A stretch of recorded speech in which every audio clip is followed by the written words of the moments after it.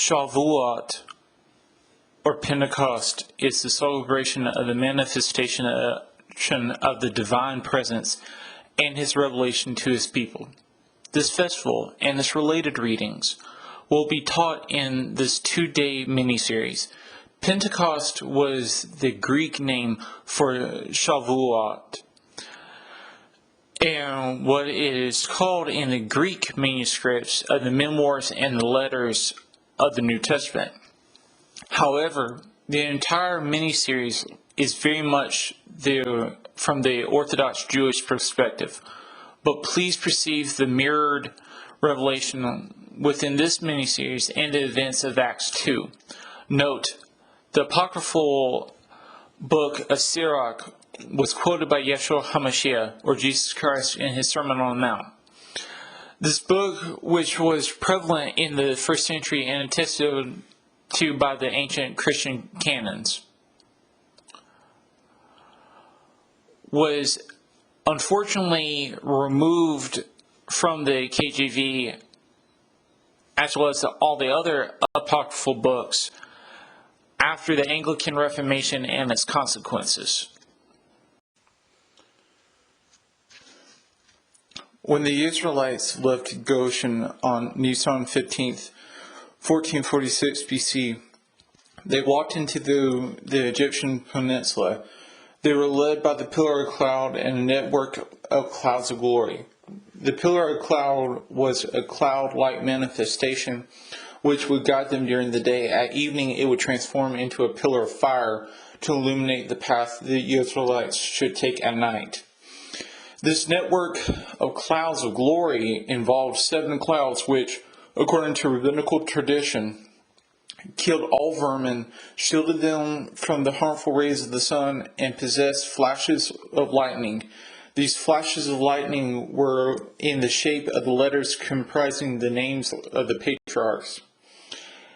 As for the formation of these clouds, there were 2 on the right, 2 on the left, 1 overhead, 1 before, and 1 behind. The Red Sea has 2 gulfs in it, the Gulf of Suez and the Gulf of Aqaba. The Gulf of Aqaba is separated from the rest of the Red Sea by the Straits of Tyran. The Gulf of Suez stretches from the Strait of Jubal to the modern-day city of Suez.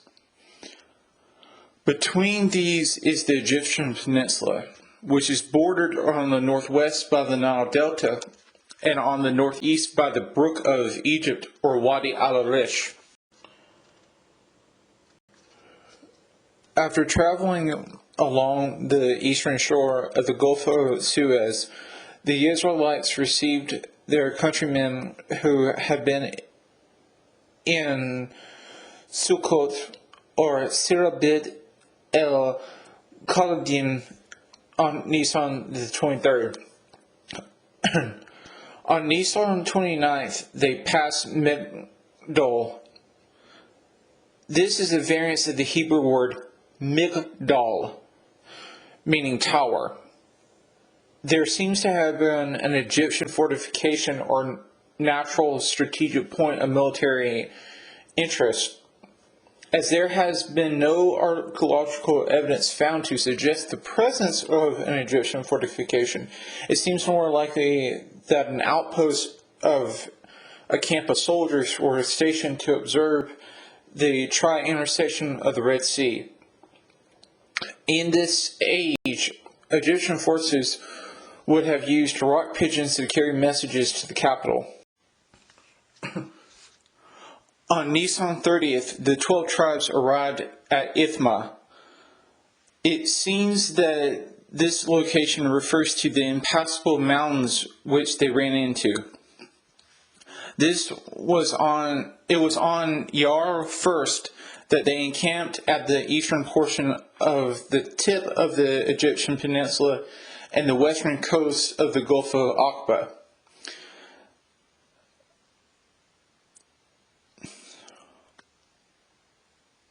Or rather, the eastern portion of the tip of the Egyptian peninsula and the western coast of the Gulf of Aqaba.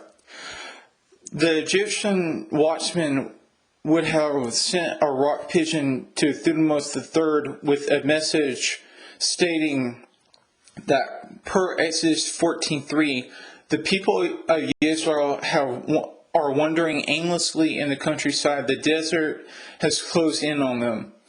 Within the Straits of Tyre, there are two islands, Tyre Island and Saphir Island.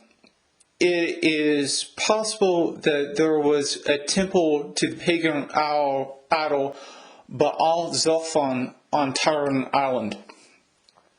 The camp of Israel was between the tri-intersection of the Red Sea and the watchtower, and against the coast from Ar 1st to Ar 8th. The 12 tribes encamped at this area.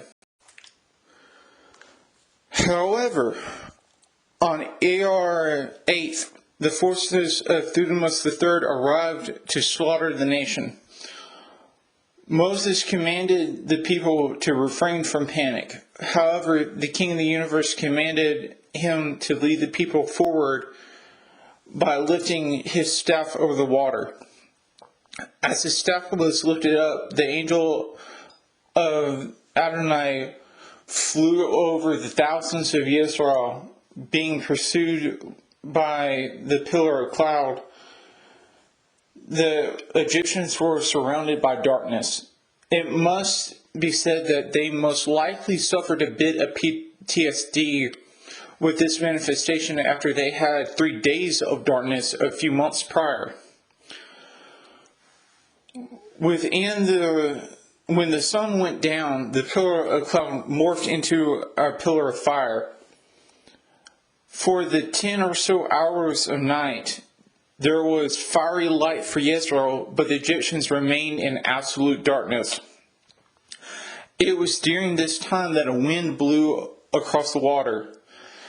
Now, this wind may have been a natural wind, which was violent all night long, or a metaphysical/spiritual wind. If it was a natural wind, I calculated that it would have been wind speeds of approximately 187.33 kilometers an hour, which essentially would have been Category 5 hurricane winds.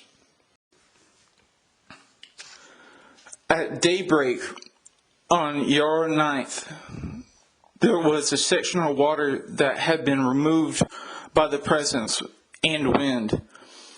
On either side of the chasm, in the center stood 200-meter high walls of water, topped with 20 to 40 foot waves. Rabbinical sources state that Nashon, who would become the tribal leader of Judah, jumped into the water when it was still about head height. Immediately, the remaining water was purged from the land bridge. After a matter of hours, the livestock, carts, wagons, and nation of Israel have migrated over a land bridge that is 800 meters wide and 18 kilometers long to the other side of the Straits of Tyre. Upon the Egyptians being released from the darkness, Thutmose III sent a majority of his force into the watery chasm to pursue them. However, the wheels of a multitude of chariots broke off. These charioteers, as well as the accompanying infantry, fled back towards Egypt. It was at that time that Moses lifted up his staff. Again, the surface tension was compromised, resulting in the water collapsing under the force of gravity. Thutmose III was only left with a personal bodyguard and returned to the capital, where he died in 1425 BC. Upon the destruction of the majority of the army, Israel was finally out of Egyptian territory. On Yar 10th, Israel arrived in the wilderness of Ashur. It was here that the Mennonites, Canaanites, and Ishmaelites lived. It stretched from modern-day Eilat to the modern Gulf of Aden. 2 days later, while in the wilderness of Shur, they arrived at Mara. This place was 50 kilometers from the Straits of Tiran. It was here that, due to the bitter water, possibly brackish water, the Israelites began to bicker with Moses about their thirst. After a divine revelation, Moses threw a certain piece of wood into the water, which made it palpable. Afterwards, they were promised, should they obey the king's commandments, they would not be afflicted with any of the diseases which the Egyptians suffered. The following day, which was Yar 13th, Israel arrived at Elim, a place 20 kilometers from Mara. This was the modern Ayin Anua. And on Iyar 15th, they entered the Sin desert. In the same day, complaints of lack of bread came to a head. The nation was promised that bread from heaven would be given to them, which they were to gather. A daily ration of a meal would be granted as well, and meat would be granted as well. Every Friday, a double portion would be given. This heaven-sent bread was to test the receptiveness of the nation. That evening, quails arrived in the camp.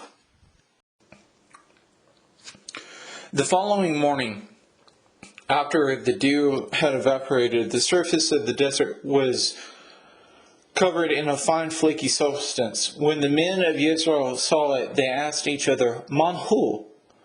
Moses answered them, it is the bread which Adonai has given you to eat. The men of Israel were ordered to take 2 quarts per person in his household. On Friday, Yar 21st, the populace gathered 4 quarts of the manna, which is what the people called the substance. The week spent in this desert was much needed for moral and physical rest. Before leaving, the master commanded that 2 quarts of the manna be gathered as a perpetual memorial. On Yar 23rd, Yisrael left the wilderness of Shur. After traveling 22 kilometers, they arrived and camped at Dophach, or Dophkah. However, with the presence of canyons, the terrain have become too difficult to travel as a unified group of 1.5 to 3.5 million Israelites. The nation instead divided into 2 groups.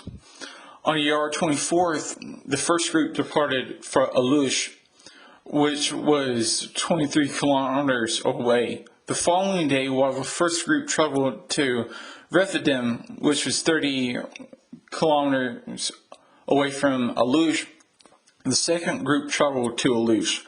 On Yar 26th, while the second group began to arrive at Rephidim, complaints about water arose.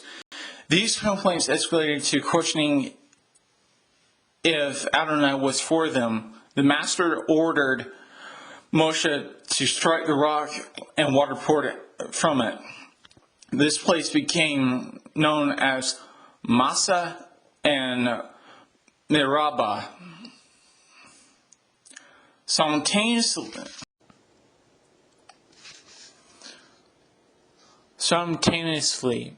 as the water flowed, Amalekite warriors arrived. Moses called the men of Israel to arms. Amalek attacked the Israelite army at Rephidim on Yar 27th. While Moses, Aaron, and Hur set up upon a hill overlooking the battlefield, Joshua led the army to fight. As long as Moses' staff was raised in his hands, the enemy could not prevail. After hours of battle, strain began to set in. Moses sat down on a rock while Aaron and Hur held his hands up.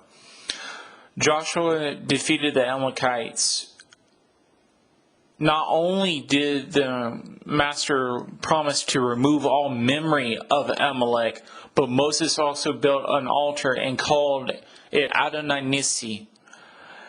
It is likely that around this time that a messenger came to Moses informing him of the approach of his father-in-law. Note, the sons of Amalek are alive today, but go by various names. They are the ones that attacked Israel through word or deed. Jethro was believed to have come to see his son-in-law on Yar 28th. Upon greeting each other and talking about the last year, as the duration of the pledge is thought to have taken about a year, Jethro sacrificed a burnt offering. After that, he shared a meal with Moses and the leaders. The following day, Jethro saw that all of the judicial cases and civil cases were brought to his son-in-law. Concerned for Moses' mental health, Jethro replied that by doing this, he would wear himself and the people down. However, Moses was to instruct them on the laws. Furthermore, he should, according to Jethro's advice, set up a leadership and judicial system. The leadership system would consist of leaders of thousands, hundreds, fifties, and tens. This means that of the 3,550 military-aged, non-Levitical men, there were approximately 603 leaders of thousands, 6,035 leaders of hundreds, 12,071 leaders of fifties, and 60,355 leaders of tens. The judicial system was to consist of fathers who would settle issues in their home. Disputes between households were to be settled by the aforementioned leaders, and the severely difficult cases were to be brought to Moses. The following day, Moses implemented Jethro's advice, and Jethro left for his home. After Jethro left, Yisrael set off for the next place, leaving the wilderness of Sinai, or leaving for the wilderness of Sinai from the wilderness they were in. On Sivan 1st, 1446 BC, the 12 tribes arrived in the Sinai desert. Therein stands Jabal al-Awaz, which the nation pitched their tents at. Moses was summoned to the mountain on Sivan 2nd by the master and was given an oath to the nation on the grounds of their obedience. However, as it's hard to speak to a massive population, Moses spoke to the leaders. The message was thus: "Here is what you are to say to the household of Jacob, to tell the people of Israel. You have seen what I did to the Egyptians, and how I carried you on eagle's wings and brought you to myself. Now, if you will pay careful attention to what I say and keep my covenant, then you will be my own treasure from among all the nations. For all the earth is mine, and you will be a kingdom of priests for me, a nation set apart. These are the words you are to speak to the people of Israel." Once they agreed, they were instructed to tell a nation to wash their clothes and for men to not have sexual relations with their wives for the duration of those days. They, nor their livestock, were to go near the foot of the mountain. If they did, they would suffer death by stoning or arrows.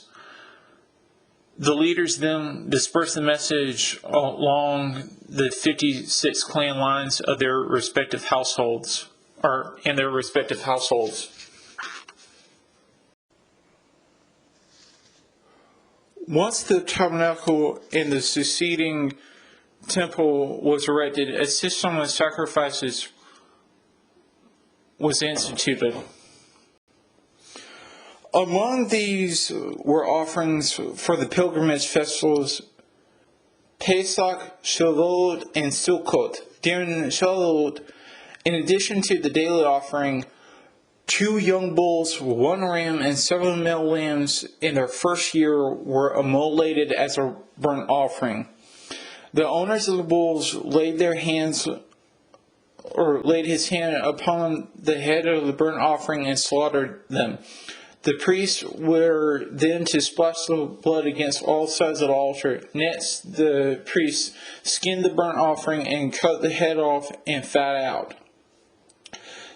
These pieces were to be laid upon the prearranged wood, which then was to be ignited. The carcass was to be gutted and washed.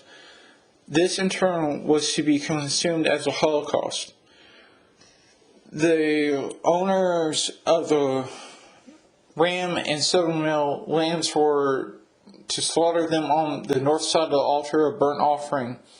The priests were then to splash the blood against all sides of the altar. Next, the priest skinned the burnt offering and cut the head off and fat out. These pieces were to be laid upon the prearranged wood, which then was to be ignited. The carcass was to be gutted and washed. This in turn was to be consumed as a holocaust.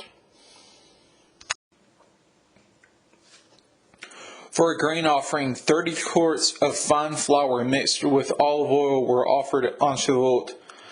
Only 3 handfuls were burned, a handful out of the 14 quarts of the 7 lambs, a handful out of the 12 quarts for the 2 bulls, and a handful out of the 4 quarts for the 1 ram. For a sin offering, a billy goat was sacrificed. After the owner of the goat laid his hand on the goat's head and slaughtered it, a priest was to take some of the blood and rub it on the horns of the altar for burnt offerings. The remaining blood was poured out at the base of the altar. The goat's fat was made a holocaust.